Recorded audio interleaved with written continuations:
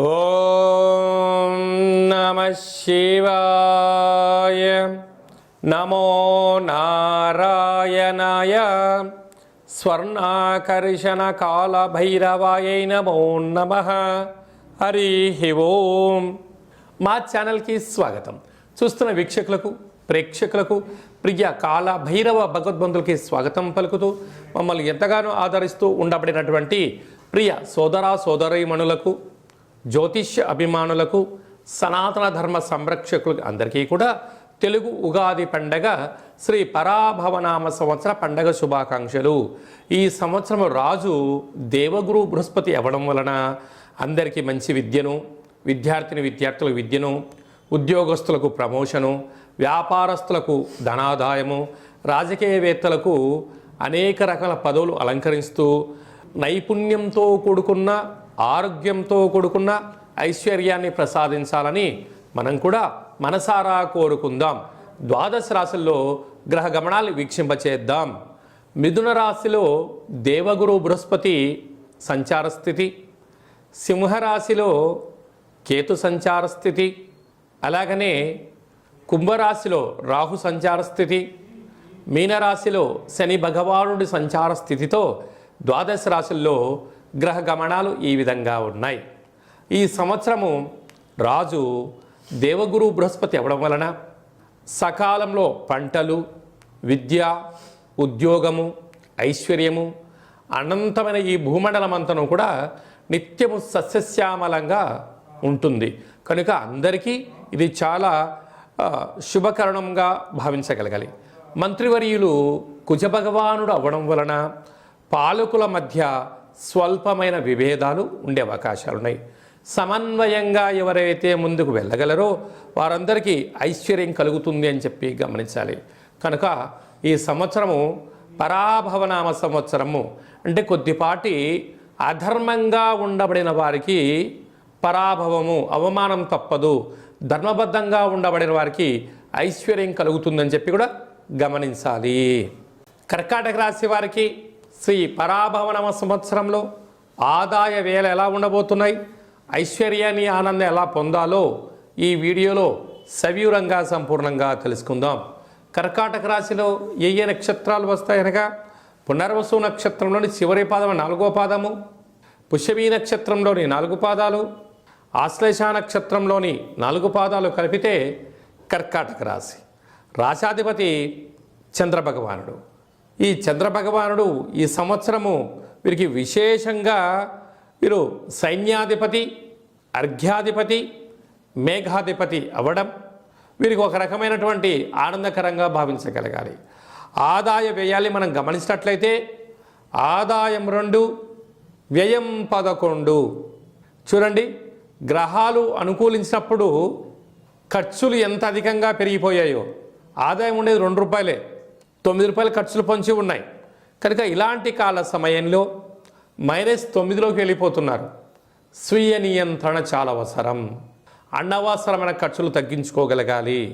ఉండబడిన దాంట్లో సర్దుకపోగలిగినట్లయితే వీరికి చాలా మంచి కాలంగా భావించగలగాలి. అలాగనే 2వ స్థానాధిపతి రవి రాశిలోని కేతు సంచార స్థితి ఉండడం వలన చిన్న చిన్న విషయాలకు ఆందోళన తగదు. వృత్తులలో, ఉద్యోగాలలో, వ్యాపారాలలో స్వల్పమైనటువంటి మార్పులు కనబడబోతున్నాయి. అయినా మీరు ఆందోళన చెందనక్కర్లేదు. తృతీయ స్థానాధిపతి ధాన్యాధిపతి అవ్వడం వలన తల్లిదండ్రులతో, గురువులతో, అన్నదమ్ముళ్లతో, అక్కా చెల్లెలతో మీరు బంధుత్వంగా చూడగలిగినట్లయితే అనంతమైన ధాన్యము, సంపద, సిరి సంపదలు మీ సొంతం కాబోతున్నాయి. అర్ధాష్టమ రాశాధిపతి శుక్రభగవానుడు అవ్వడం వలన, సస్యాధిపతి అవ్వడం వలన మీరు సంపూర్ణమైనటువంటి వ్యాపార కార్యక్రమాలలో ఉన్నతమైనటువంటి ప్రమోషను, రాజయోగము, రాజసన్మానము మీ సొంతం కాబోతున్నాయి. అదే కాకుండా ఈ కర్కాటక రాశి వారు ఈ సంవత్సరము బాగా గుర్తు పెట్టుకోవాల్సిన మొదటి అంశం ఏమిటయ్యా అనగా 12వ తారీఖు 8వ నెల 2026 అంటే ఆషాఢమాస అమావాస్య బుధవారము పుష్యమీ నక్షత్ర సందర్భంగా ఎలాంటి పనులు పెట్టుకోకపోవడము అని చెప్పి గమనించాలి. 22/1/2027 పుష్యమీ నక్షత్రము పూర్ణిమ రావడం వలన అనుకూలత లేనటువంటి రోజు.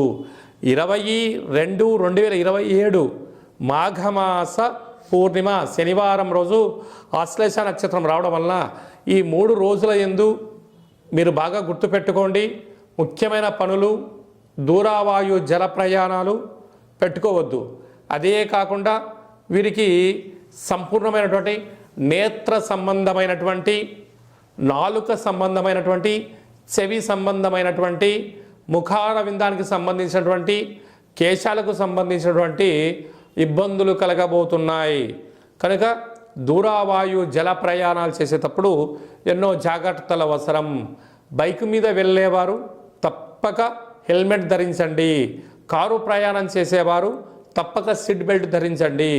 వీలైనంత వరకు ప్రతి సోమవారం పూట మహాదేవుణ్ణి దేవాలయం దర్శనం, శక్తి కలిగితే మహాదేవుడికి బిల్వదల సమర్పణ, ప్రతిరోజు సూర్య నమస్కారంతో కూడుకున్నట్టు రాత్రి చంద్ర నమస్కారము, సంకటహర చతుర్థి రోజున వినాయకుడి యొక్క పూజ, తెల్లటి బియ్యంలో ఒక 11 కొబ్బరి కుడకలు ఉంచి అందులో ముత్యాలు ఉంచి పాలు పోసి అందులో చంద్రభగవానుని దర్శించి ఆ పాలను మహాదేవుడికి అభిషేకం చేయగలిగినట్లయితే జాతకంలో ఉండబడిన దోషాలు తొలగి మీరు అనుకున్న ఐశ్వర్యాన్ని పొందుతూ రుణ సమస్యలు, రోగ సమస్యలు, శత్రు సమస్యలు వాటంతటికి అవే దూరమైపోతాయి. అది ఏ కాకుండా ఈ సంవత్సరము కఠోర దీక్ష, నియమము, నిష్ఠ, దీక్ష, సంకల్పము, ఏదైతే పనులు తెలిసిన పనులే చేయడం, తెలియని పనులు చేసినట్లయితే చేతులు కాలి అప్పుల పాలు అవుతారు. దీనివల్ల అప్పులు, లోను సమస్యలు, క్రెడిట్ కార్డులో డబ్బులు ఇస్తున్నారా కదా అని చెప్పి తీసుకున్నారా, భారీ మూల్యం చెల్లించక తప్పదు. కారణం ఏమిటి? రాశాధిపతి చంద్రుడు అవ్వడం, రాశిలోకే యమునా నది పుష్కరాల సందర్భంగా గురువు రావడం, ప్రస్తుత కాలమాన ప్రకారంగా వ్యయంలో గురువు ఉండడం. కనుక ఓపిక, పట్టుదల, సహనము, దీక్ష, సంకల్పము, స్వీయ నియంత్రణగా ఉండగలిగినట్లయితేనే మీకు రాజయోగం కలుగుతుందని చెప్పి గమనించాలి. కనుక మీరు తప్పక ఎటువంటి పరిస్థితుల్లో వీలైతే కాశీ క్షేత్రాన్ని దర్శించండి. కుదరకపోతే అరుణాచలేశ్వర స్వామి గిరి ప్రదక్షిణ అవసరం. అలాగా చంద్ర దర్శనం వలన మీకు ఐశ్వర్యం, ఆనందం కలుగుతుంది. వీలైతే మహాదేవుడికి విభూతిని దానం చేయండి, ఐశ్వర్యాన్ని పొందుతూ జీవనాధారం చెందుతారు. అది ఏ కాకుండా కంఠము, శ్వాస, నరాలకు సంబంధించిన ఇబ్బందులు ఉన్నాయి.